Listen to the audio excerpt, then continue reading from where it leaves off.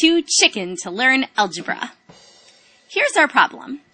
2x plus 1 equals 11. So what we're going to do is we're going to write it on this chart. 2x plus 1 equals 11. So each group of numbers has their own column.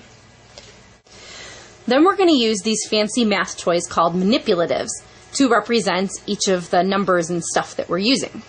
So we have counters to represent regular numbers, and we have chickens to represent x's.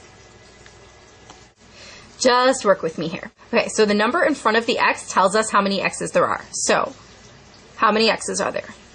2, right? Okay. So we're going to put down a chicken to represent each x. So if there are 2 x's, how many chickens do we need? 2. 1 chicken, 2 chickens. Okay, then for regular numbers that don't have an x next to them, we just have regular old counters. So what number is this? 1. So how many counters do we need? Just 1. How many counters do we need over here? 11, right? So 1, 2, 3, 4, 5, 6, 7, 8, 9, 10, 11. Okay. So our object is to get all of the x's, all the chickens, in one column together on one side of the equals sign. And then we want to get all the counters in one column on the other side. Are all the chickens together in one column?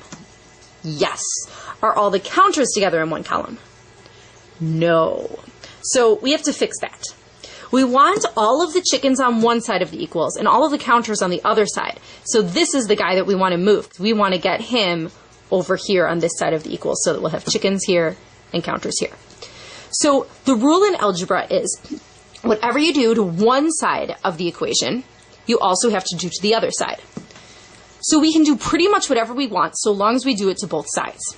We want to get rid of this 1, so we're going to take it away, which means that we have to do what over here? We have to take 1 away from here, too, right? Okay, so we'll get rid of those. So now our equation looks like this. We're getting rid of 1 from each side. So now we have this.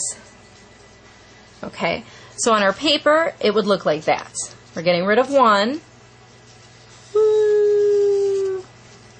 So now we have 2x plus 0 equals 10, or 2x equals 10.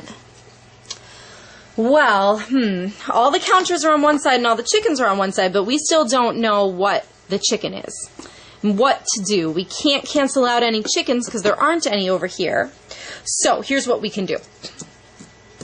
We know that a certain number of counters equals a certain number of chickens. So we're going to draw a circle around each chicken.